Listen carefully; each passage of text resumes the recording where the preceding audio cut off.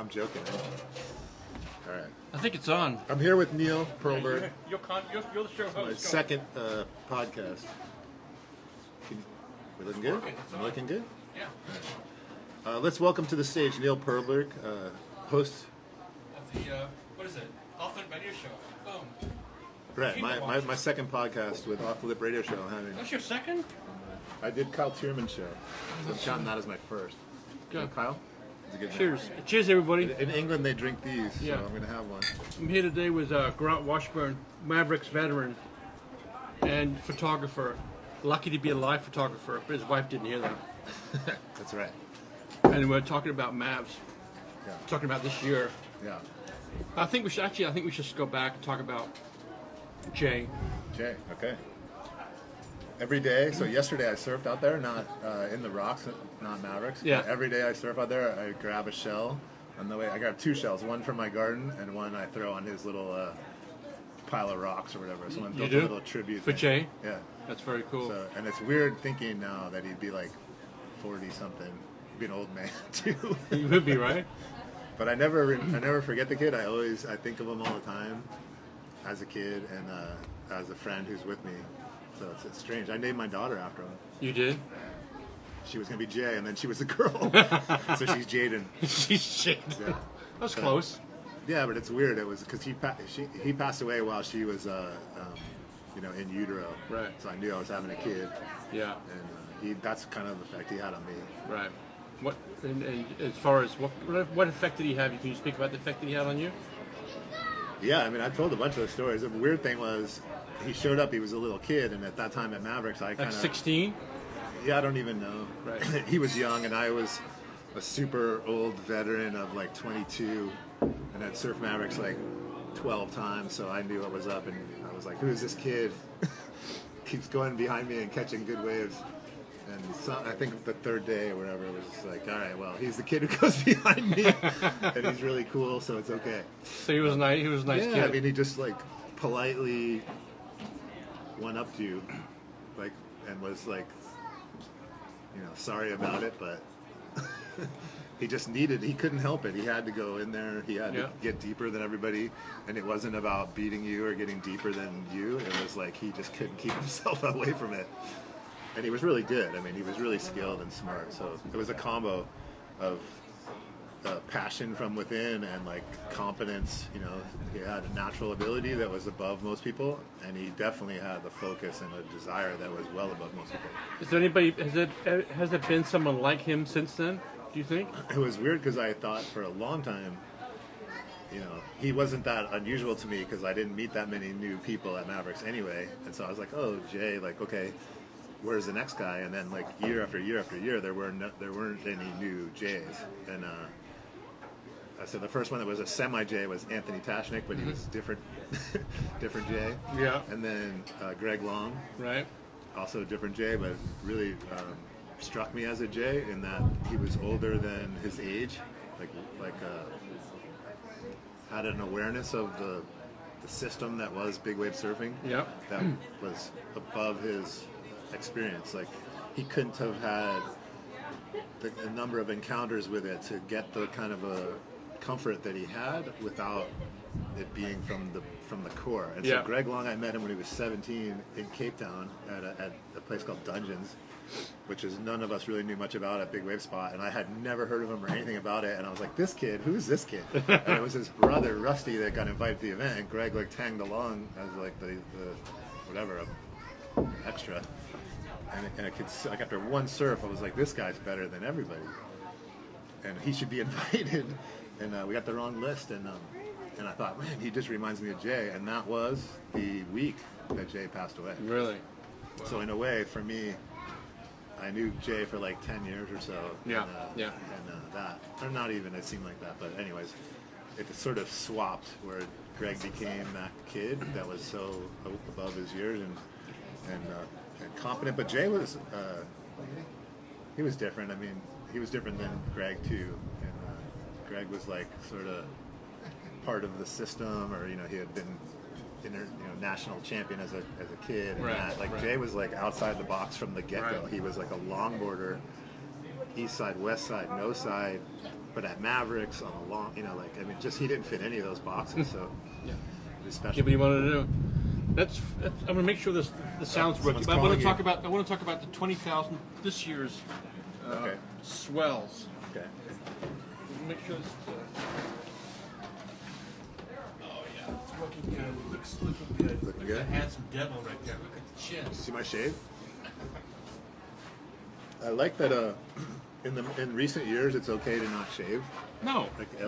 On television, they purposely don't shave to have this kind The of look. look, That which is look. the look I've always had because I Yeah. don't like to shave. Right. I don't like a beard really, but I You don't can like to you shave. can drink beer and not shave. And where are we? Where are we in Half Moon Bay? We're at the Princeton. Where very are we? famous Old Princeton Landing, Mavericks Museum, Bar and Grill. So if you get a chance, come by here and check it out. It's very very cool.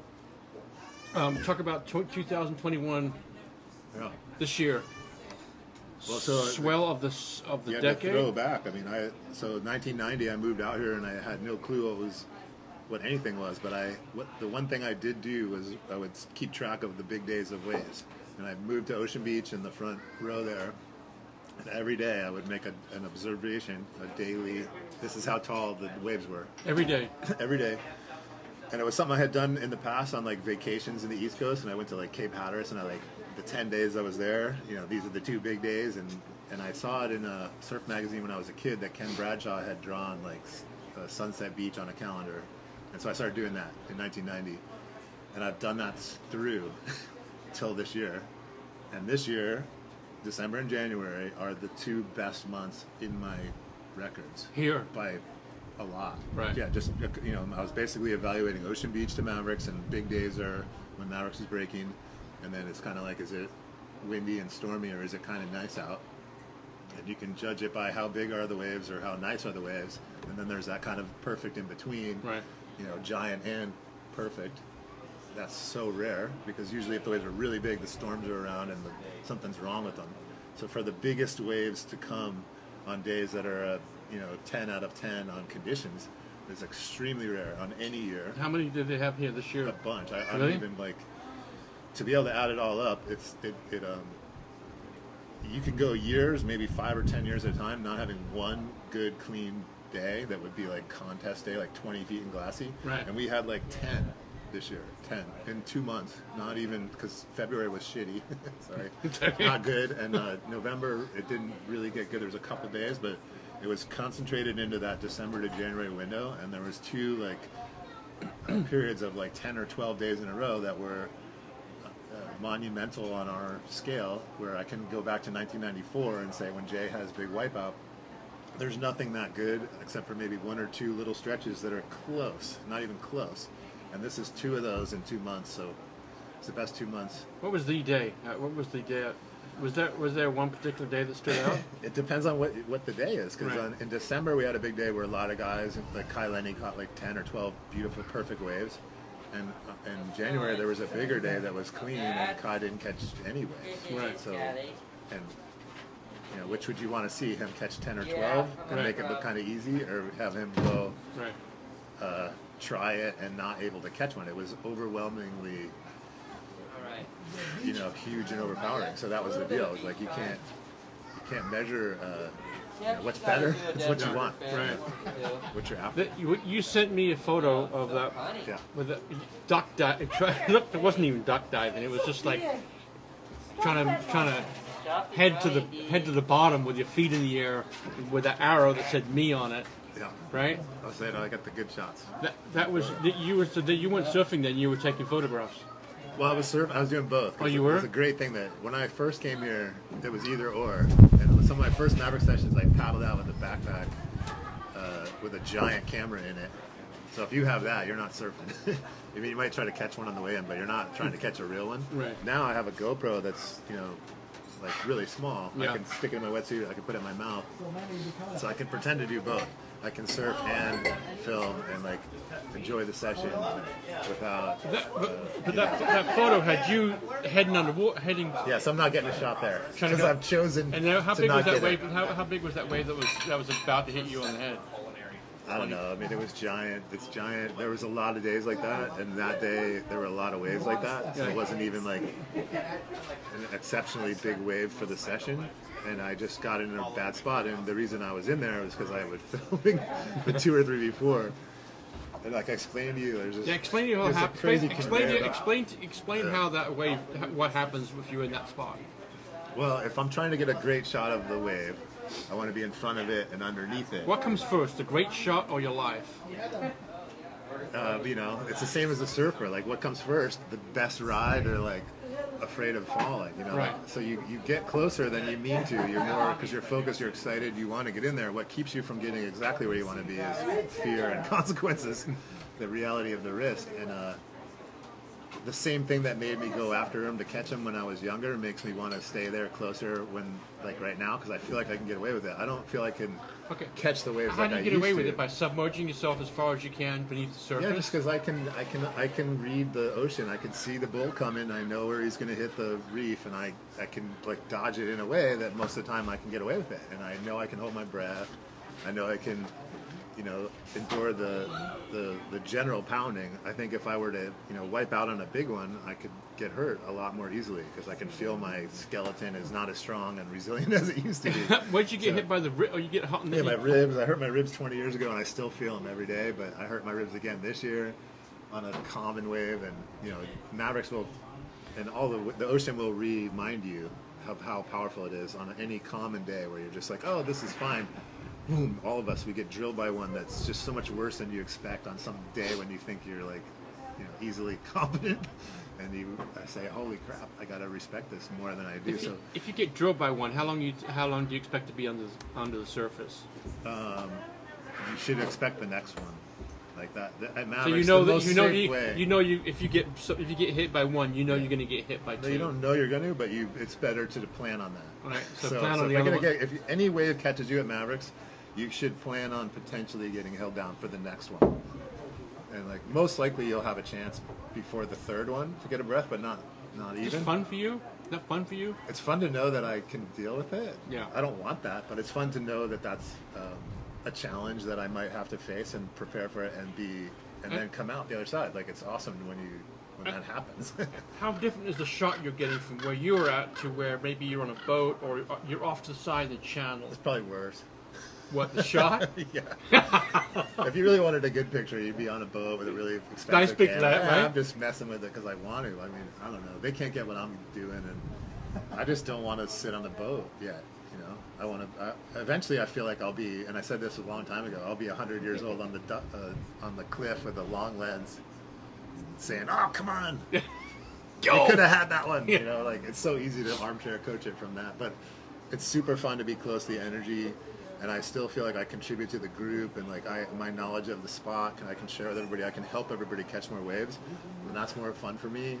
And when I get pounded by a big set, if that's my peak experience for the day, like that's pretty cool. Like so yeah, I caught a few waves on those big days, but they weren't waves that I care about, like that I'm proud of. But I'm so psyched that I was out there the whole time, and I can come back with shots that nobody else has from interesting. And what do you do with those shots? I haven't looked at some of them. I feel bad. I know. I'm like, it's so fun to do it. And like my old footage, I think you prefer. I have those footage of Jay, and I didn't really realize how important it was until he passed away. And then I started looking at it, and then I was like, oh my gosh, this stuff's amazing. I'm always consider my footage sacred and like store it carefully, but then I'm not super. On top of it as far organized. as editorial. I mean, no, it's just so much work to go through everything. I mean, you know, just trying to do your shows, right? I have maybe 2 or 3, 4 hours of footage some days, and then there's another day, and there's another day, and another day, and like, it turns into really go back. And like, I'm too tired to even go address it. I know I did my best to capture it, and then in the summer when there's nothing going on, then I'll go do it. And in the past, I would come out of a summer season, and guys will be like, oh my God, what have you been doing? You've been training. And I had been watching, you know, editing the footage. So your mind is getting sharper. And the first waves that come to Mavericks, I could attack it like I was there yesterday, even though I've been away from it for 6 months. But physically, I'm not as fit as a guy who surfed every day. Mentally, I'm so tuned into it, I never left, you know, and so, you know, as you get older, it's a challenge. You got to keep that physical side up. But this bar we're in right now, we're in this bar at Hoffman Bay. And by the way, we're drinking beer. Yeah. This is you can drink on a podcast. You can drink beers. Special. Mm-hmm. But there was some history back here. I mean, this is where you guys used to gather back in the old days, right? Back when you started. What used to go on in here? Yeah, it was. What was the shenanigans that went on in here? They still go on. The golden age is still here. No, the restaurant has breakfast burritos before. Yeah. So guys will gather. The very first Mavericks contest, which was after 10 years of this stuff going on, was the competitors' meetings were held here. In the breakfast burritos were held, packed and sent out to Mavericks. But now we started putting our surfboards here probably 20 years ago. And a lot of mine. A lot of old Mavs. Yeah, surfboards. some of them are like boards that you kind of think, okay, you've improved on this model and then improved on that again, but you might still need it on a big day where you break all your boards. Right. So they're up in these rafters here, and the guys that come from other parts of the world, it's really expensive to fly around with them, so they would leave a couple, and I had some in my garage, and we worked it out that we could make a rack in here, and there's something like 100 boards in here, and they're all the best guys in the world. Like a museum. That's very on cool. display. Yeah, it's cool. And they every once in a while get dusted off and go out and hit the So the winning boards are here. The winning boards is. Come Yeah. check it out. Once again, we're at where? Old Princeton Landing. Princeton Landing. Yeah. Very, very cool. Very cool. And it's a great place to gather, and the stories like where we're at the table here. We have the podcasts. And Yeah. After a big day, no one can really remember exactly what happened. And then we all trade stories, and then we all look at the footage and see how it adds up. But a lot of the knowledge and learning happens after, and in that digesting of the tale and the post-mortem, and also looking at what happened. So the filmmaking, like all sports people would tell you, the old footy guys in England, right? Yeah, They film the practice, and then they say, see, you're out of position. That's why. So Pete Mel caught that big wave this year in the barrel. Was that something the best you've ever seen, or was that it? Yeah, I mean, we just evaluated it. It's funny. I was on the judging panel for the annual awards now at Mavericks here. And, I mean, Pete's an old guy. He's been around a long time, and he's a really, really calculated surfer. He always has been. If you watch Pete's wipeout reel, you'll see that there's not a lot of bad choices, and if they are, it's kind of a smallish, clean day that he made a bad choice on purpose. But his surf this year, he's 50-something years old. His surfing this year was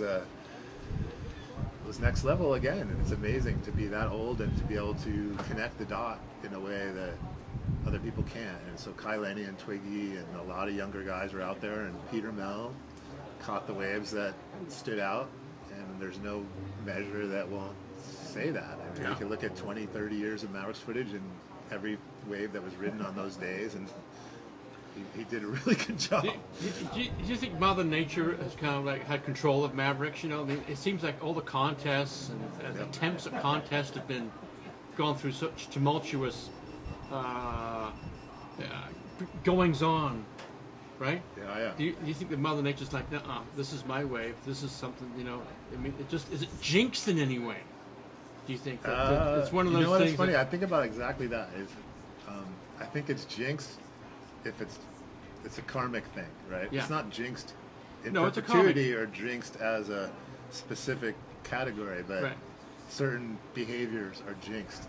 I believe that. That there's sort of a karmic comeuppance for the people that do it the wrong way. So I don't know. It hasn't gone well. A lot of really good intentions there. A lot of people wanting to make it work, but also outside influences or whatever money. Thing. Yeah, money, politics, and egos, and people thinking different visions. But yeah, Mother Nature decides. And it's funny when people try to put her in a box and she's just like, nope, wrong. Don't box me in. Don't fence me in. There's very few big wave surfers that fall for that. So we all know that that's part of it, and that if there's two boxes, which box is less likely to fall apart? Mother Nature's box is stable. Whoever's trying to put it together in a way that, I mean, it's just you can count on it to throw wild cards. That's just, we all know that, and that's part of the beauty and what makes it so fun. Do you get obviously you get your adrenaline from riding a wave at Mavs, but do you get more adrenaline now getting into that spot to take that pic, take that photo? You follow me? Yeah, I do, and I'm trying to think about it, because what I noticed was in my 10 or 15 first years of Mavericks, I spent a lot of time super anxious before big days, super wound up, I knew it was coming, I was so excited for it. and some part between, you know, the newness of the experience, the fear of the unknown, to the comfort and the awareness and expectation of the known or whatever. I stopped being afraid of it at all. And this year, even though I knew sometimes the biggest waves ever were going to come the next day, I wasn't afraid of it at all, because I knew that I would go out there and be able to like safely put myself where I want to be. And then when I got there, I knew that I was right on the edge of it again, and I could feel the fear then. Like, so I didn't spend any time anxious or worried about it all during the time on land. Like I used to like freak out, like everybody usually freaks out before. And I would be so calm and so at ease. And then when I get out there, like, okay, and it's just this, you get on a train, you don't know where it's going. You don't have, once you are out there, there's no going back. Like once you jump off and start paddling out, or once you commit to the set, when the set's coming and you can't get away, the adrenaline is more awareness of the risk and the fear of like what's going to happen to me. So when I'm free flying, like you're driving, you're going fast on the highway, it's easy to like react. But when you think about, oh shit, I shouldn't have done that, I shouldn't have gone on the road. I don't want to pass away now because of my family. Right. Like I'm not personally afraid for myself. Right. And I don't feel fear for myself. I feel fear for my loved ones and those people. Right. I remember interviewing Richard Schmidt when I was a kid, 20-something years old, and he said to me, I don't know that I ever was afraid of dying or worried about dying, but I want to live a lot more now. That was going to be my next question. Was like a lot of these guys now, Peter or yourself, whatever. You guys have had kids. Yeah. Did things change? Did things change for you once you got married and then you had kids and you got kids? Now you got kids at home. Is it worth that risk for your life by going out there now that you have a family at home? Yeah, it is. It's funny, I'm just remembering this really funny thing with 60 Minutes. Leslie Stahl, that lady, she asked me that question, and she did it. She interviewed you? Yeah, and I worked on for television for a long time as a lighting guy, and I did a lot of those kind of interviews, and they set you up with some fun, friendly questions, and then they hit you with the gotcha and try to get your reaction. And so she said, I'm going to do that too, by the way. Yeah, no, it's good. So I'm turning it on you on my podcast. Yeah. She said to me that, you have a child, you have a young baby, and don't you think it's selfish or risk to take this kind of risk? And I said, well, I could totally understand why you see it that way, but I know the road you had to take to come interview me, which was at the Ritz down here. You took 92. I don't even think you were driving. Right. So you think that yellow line on the road is like some laws of physics someone can't cross over and take you out. Right. Like, I would say that you were at higher risk than I was. Right. If I'm in the ocean, the laws of physics outside of a shark, which are still part of it, but that's pretty unlikely. The waves cannot cross the yellow line. I know where the yellow line is. On the highway, I've passed multiple head-on collisions on the way to Mavericks. So am I taking a bigger risk driving to the spot or to surf it? So you say, I'm taking an unusual risk with my life to go surfing, and I'd say you taking an unusual risk to come and interview me. And if you think I'm in denial, I'd say you are. And she was like, did you tell her that? I did. And she just goes, and she flipped her thing, and the producer, which is funny, there's the smart people behind television are the producers. Right. She came up to me and goes, I've never seen Leslie not know where to go after an answer. You just flattened her. So yeah, I don't. I think my wife trusts me and my family. Right. I'm not being reckless when I'm out there. I'm probably safer on a big day at Mavericks than I am a lot of the rest of my life. Right. And of course, as an older guy, we all realize like certain things take our friends out, our parents out. Cancer, car accidents, things that are part of the world. Right. We don't not do anything because we might get hit by a car. And so, am I reckless? No. Absolutely not. What was the big day? What was the day out here? Was there a date? The big day was in January, the really big day. January, what was the date? Remember the date? I don't know, I can look. Let's say date. Let's say January 15th. I think the 8th. January the 8th. 8th. How was the aura here in town? Was it like, we were still crossing out of this pandemic, so we have that going. So there's this kind of pandemic? Like, who's traveling, who can come here, what's the rules for people who are here. Were there guys that went, I'm not going out, no, it's too big? Well, no, I mean, everybody has to face, like, okay, going out is one thing. Once you're out, where are you going to go? That's another thing. So to not even leave the beach, for sure, a lot of people decided not to, based on previous experience. And then there's people that I'm not sure, I want to go see, and then I'll choose once I'm out there whether I'm going to mess with it. Yeah. But yeah, unless there's a lot of people that just don't know. Right. And this an interesting thing. One thing I wanted to talk about too, like ocean knowledge as an older person, like you have we've accrued a bunch of knowledge. I didn't have any of it until I was 21 years old. I moved out here. I basically completely ignorant in the East Coast about swells and lulls and period and everything.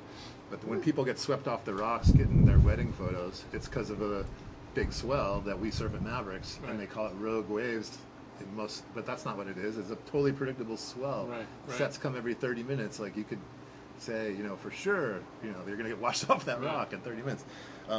As we start to become aware of what's going on, and it takes a while to learn it, we can pass that on. We can see, and it becomes really clear. Don't go out today because by 12 o'clock it's going to be unbelievably huge. It looks good now, or vice versa. It's going to be okay. I know how to do this. I'm okay. But they predicted weather, like Mark Sponsor predicts. He predicts it down to the and we have a lot more knowledge than we used to have. But also we still mess stuff up, and the general awareness of even like big wave surfers of what's going on is not as high as it could be, and the general population is really not, and in fact maybe dumbing down a bit with like, oh, the forecast said this, is it going to be foggy? Well, it says it's not going to be.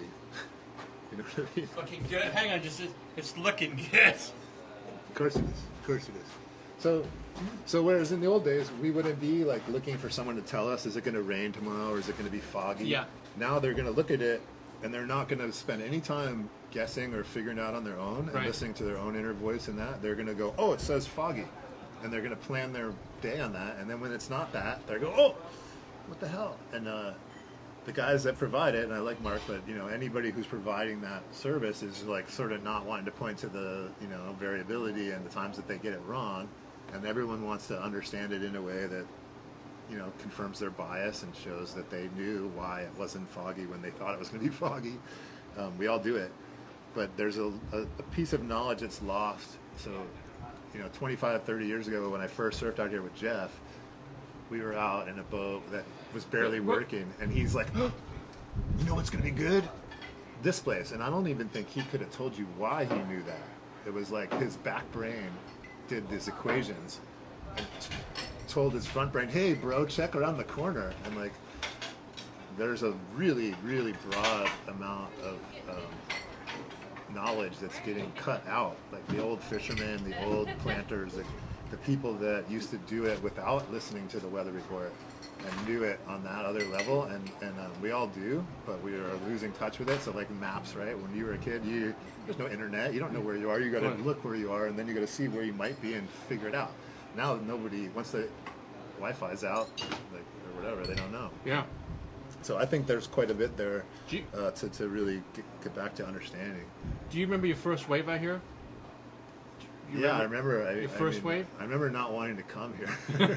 Well, so why did nobody you? had heard of this place, and the Okay, first thing was the rocks, man. And I was like, well, I only have one board, and my other friend's board went in the rocks, and it was wrecked. Like at Ocean Beach, the board would break, and we could fix it. And if it goes in the rocks like it did at Mavericks, did you have a leash or no leash? We had leashes, but but they're not going to not break. But before that, before you surfed your first wave here, which was how big was your first wave here? It was a huge day. I didn't catch any big 30 ones. 30 feet.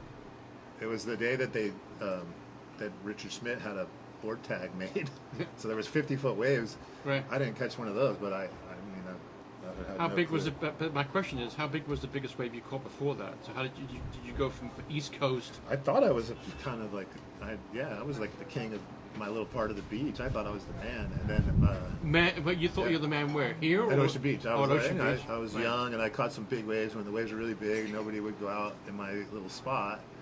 And for whatever it was, that full 8 months of awareness, I'm like, yeah, man, I catch the biggest waves of the guys in that part of the beach. And Ocean I Beach, just didn't believe that they could be that much bigger at Mavericks. So I had gone around a little bit and to Santa Cruz, and some people had told me, oh, go to here, go to there, and we went to Scotts Creek or something, and Ocean Beach was bigger. I was like, oh yeah, sure, it's like more barreling and it's more easy to find the spot, but it's bigger at my house. right? But then my roommate went to Mavericks on a day that Ocean Beach was big, and I caught what I thought was my biggest wave of my life, and he goes, no, man, no, it's nothing. It's nothing. I was like, I'm sure it is. And it was when we had to wait, for the film to come back, and he showed me the picture that it was like a week later, and it was at least a 40-foot face. No, it was like twice as tall as Ocean Beach. It was Jeff by himself.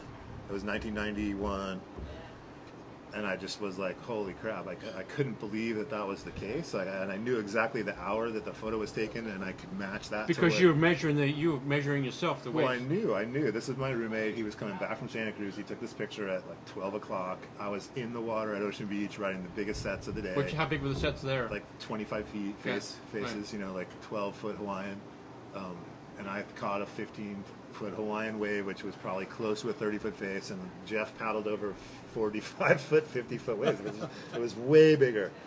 And I just looked at it over and over. I couldn't believe it. And I was working on a surf movie, and I was like, forget the movie. Like, whatever. It just all of a sudden doesn't matter. Like, if you're trying to catch the biggest wave, and Ocean Beach is where you're filming, and then this is you're in the wrong spot. Yeah. So I just like forget it. So, but when I came down here, I wasn't trying to surf it really. Yeah. I wanted to film it. I thought my contribution would be to film it because I didn't think, as much as I was so proud of myself at Ocean Beach, I knew Hawaii was different. And well, Ocean Beach is no day at the beach. I know, but nobody knew. I don't know. We didn't know.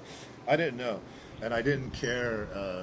I knew I wasn't a good surfer compared to my friends in New Jersey. I wasn't the best surfer of my friends in New Jersey. When I lived in San Francisco, I had 2 or 3 friends that were better surfers than me on my block, let alone in the city. And then Santa Cruz, I couldn't even.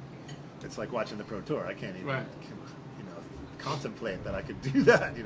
But I could swim, and I'm not afraid. So I'm like more of a triathlete or the water polo guys that come to Mavericks. So you have like this ability to survive and this semi-competence to surf, but so I loved it, and I don't remember my rides.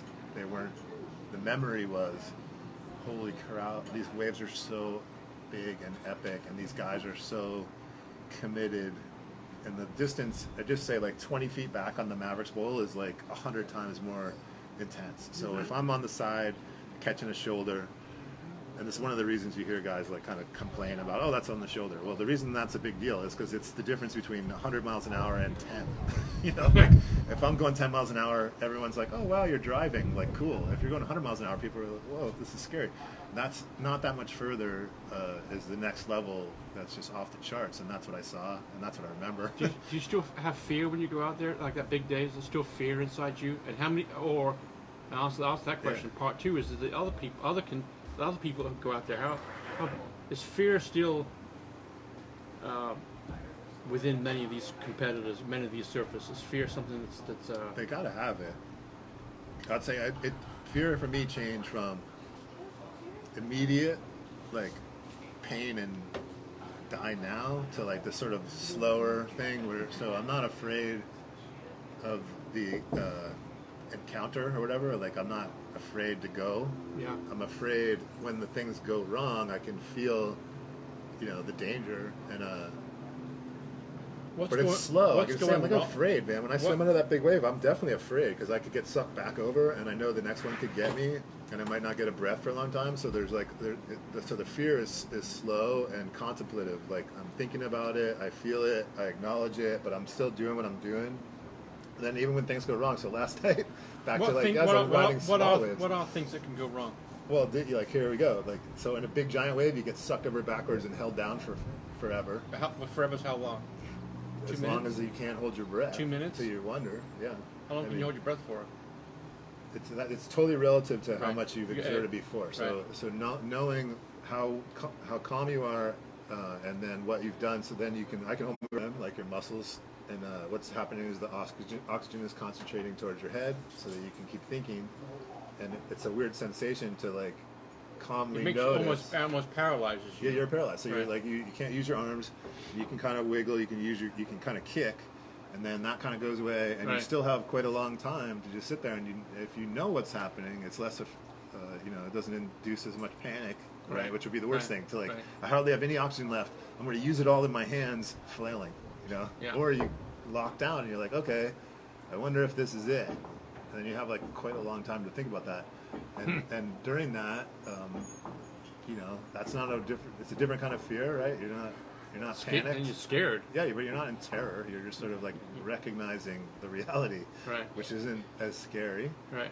And I would definitely, I still would worry about my family and that kind of stuff. But I'm not like, okay, I'm not afraid of it. And so I'm wary of being foolish. I don't want to die. Right. But when those times happen, and like yesterday I was talking about, it was a small day and I was goofing around by the rocks and I surfed myself right into the rocks on purpose. And I was right in there. I'm like, holy crap! And there was a south swell and some other stuff. And now it's like I'm like wondering, did I just make a huge mistake?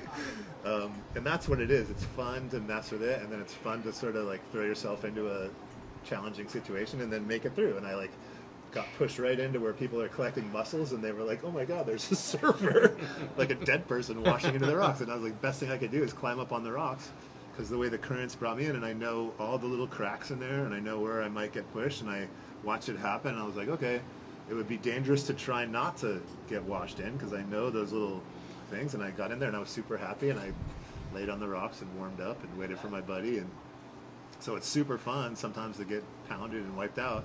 And every big wave guy will tell you some of his best memories is an experience where they've had a worst case scenario that all their training paid off. Everything that they had prepared for was in, and it's like there's a huge thrill and or satisfaction to that. That's really what it's about. Have you had a near-death experience out there?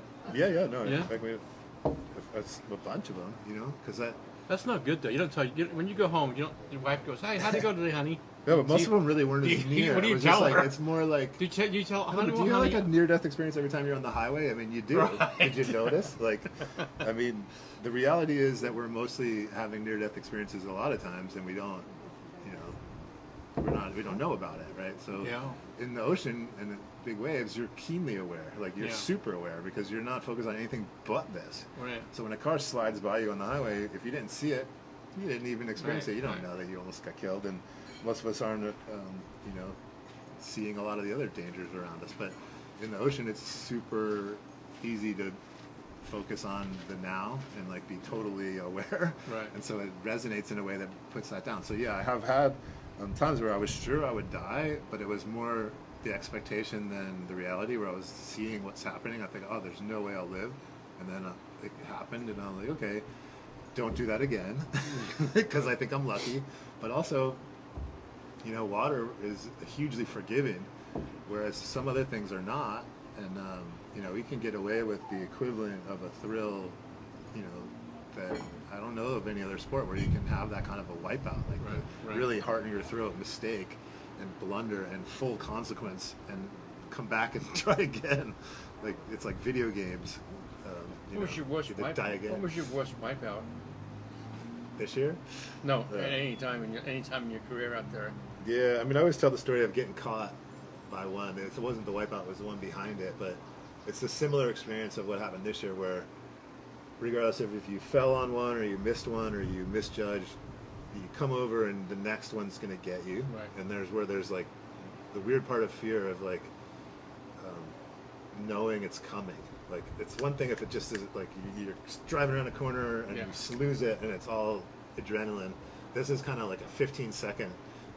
Here comes, come up with a full-on pay the piper. And I had a few of them this year where I just thought, holy crow, we're not getting away from this.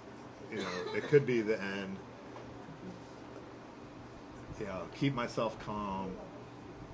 Get sucked into that area. Once you're in that impact zone at Mavericks, it's like it's this vicious swirl, and it's so much more intense than people are aware. Even at Jaws, I think, because Jaws is a shelf. So I was watching Ian Walsh's wipeouts this year, and he was explaining like he was really thrown by Mavericks, and the same reason Shane Dorian invented the inflatable vest at Mavericks and not in all the other places he surfed, because in Mavericks you get swirled into this nasty vortex and like really held down. It's really part of what's there, and I'm familiar with it. Like, I've been down in there a few times, and once you get near it, man, you just could say it's like that Greek thing. Can you feel? Odysseus, Can you feel that you go? Can you feel that like you're down there? Can you feel sometimes it just throws you out of it. You're like, oh God, I'm going down, and it's just like, nope, you're free. Never mind. But you don't have control of it, like how long it's going to hold you, and it is the size of like, you know, a large, like a basketball court, and it's going to swirl you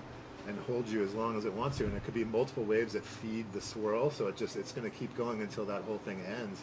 And once you're in that, it's a fascinating sensation of being completely, you know, at the mercy of the thing. Yeah. And you have to have that comfort, because there's no way to do it unless you know that that's what's going to happen, and that's what, you know, you're going to encounter. If people that don't know, haven't felt it yet, they're going to be stunned when they feel it. And once you have, then you have to, like, every single wave you catch after that is attached to that. So I had that this year. I could feel it. I knew I could hold my breath. You know, I just feel like I'm going to be okay. You're confident, yeah. Yeah, and I can have a plan for the end of it, like how to get pushed away. Right. So it won't hold me in the spot for too long, and you know, there's a huge amount of that is what's fun. I mean, I just love going out there. Like, I could feel like I can do it. I have friends that are 10 and 15 years older than me, that I can be 50 and 60, 70 years old and still be messing with like giant waves. Is so awesome. And when you're 30, you know, like, you're just getting started. So how cool do you is miss those? Do you miss those days when you're 30 with days of Flea and Richard Schmidt and Barney? You miss those back? You miss those old days? Yeah, it was awesome. But would you like to go back there, or is today just as exciting or even more exciting than it was back then? I don't know. It's funny because people would say, "Oh, you know, the golden age." The golden age. We definitely lived through huge paradigm shifts. You know, like computers, the internet, forecasting, like all that, you know, all the way till now. So, but it's been so great to get to know the young guys and see them do it. And you know, I don't know, I wouldn't go back because I probably like wouldn't make it. But I don't think you can take anything away from what's happening right now. I mean, this is still the Renaissance. Like, there's so much changing, so much new energy and fun, and it was great. And I had done that, you know, Greg Knoll thing that you and I, you know, you came. Oh yeah, I mean, it was so fun. I mean, is it better to be in the 50s or the 90s or or now? Like, hey man, everybody's got their new fresh field, and it's a, I don't know. I have every bit the enthusiasm for the game and the idea of like catching giant waves and celebrating all those big swells as I always did. Which you see that spark, you know, Rel Sun and you know, Woody, like those guys, like they could be 80 years old, they still are like a little kid. That's the thing that keeps us going, and that is what's it fuels you. It fuels you. I can tell as your friend and as being here, I can tell that it fuels you. It's like your gas station. It's like you're unleaded right here. Yeah, you need it ready to go. You need it every year. But that's it, man. It's like, what's the drive? You know, what is the point? Mm-hmm. And you know, everybody that has something like this, climbers, people that study like obscure bugs or whatever, like, you have your thing, and there's not that many people that are really into big waves. It's a small group of kind of eccentrics, and you know, it's a great way to go through life, and you know, you can look back. I'm digging it. The kids know. Kids seen you. Yeah, I mean, they know. It was funny. They went back from like, oh, this is super cool, to like, oh, I don't like being famous, to like, put me on the podium. Why didn't you win? But my younger daughter is getting into a bunch of like different things with spirit energy and like what the grounding, like when there's a whole study of like spending time in the ocean and like calmness. It's a mental laxative. But even like on the physics level, like you become unattached if you're too far from the earth, and once you sit in the water for a while, it just calms you, your heart rate lowers, all the things. And we all know it from big waves, like it's a primal thing, but it, you know, a lot of people are losing touch with it. So you know, Operation Surf, I don't know if you know those guys. So what happens to PTSD and how your brain like records trauma and how you recover from it, and how the ocean can be like hugely healing. Facilitate that, like rewriting of some of those you know, bad. Well, we all get edgy. Areas. I mean, we all get edgy if you don't go surf, even if even if it's a foot smallest wave. Yeah, just some little challenge. You have to go. If you don't if you don't get the water behind you, those water in your gills, you just get you know, you get edgy. But I think there is a you know, what we can teach everybody is that the guys that are doing the big waves, or the women, everybody's so motivated by that, and then the time you spend in the natural environment pursuing it is like a bonus, and it is supports it. And to have something that you look forward to, that you're, you know, a pattern that you're like trying to get in sync with, Right. and then having that additional exercise and Right. relationship to the natural world, those are like half of the wellness techniques and that everybody's kind of missing, you know. So if you can reintroduce that to the group, it's going to help. Yeah. Do you think us humans should leave Mavericks alone and just no contest, leave it alone, just when it gets big, just go enjoy it? Yeah, I do. I think Mavericks is immune. So whatever contest come, the place is going to do fine, and the people that are there are going to be inconvenienced one way or the other. But you know, hopefully they put it together in the way that makes it, you know, makes sense. And I think Mother Nature takes care of it. You know, if you come up with it trying to, you know, put Mother Nature in her box, she's going to jump out and tell you no. And you know, contests are just one thing, and we always would tell everybody it was, even in the best years, the best contest was only one day, and the next day might have been better, and that's just how it goes. Right. So you know, we get a lot of attention for it, but I look forward to the best people pushing it, no matter what. It doesn't really matter, and the events can shine the light on certain things and help promote certain things, but it's not going to define it entirely, and it gets a lot of attention that maybe it doesn't deserve sometimes, but. So be it. Yeah, it's all good, and the place doesn't care. So thanks for the podcast, absolutely. my friend. Thanks for the show. Thanks Cheers. for joining me on my podcast. Good stuff. That was good. Still have 10 minutes.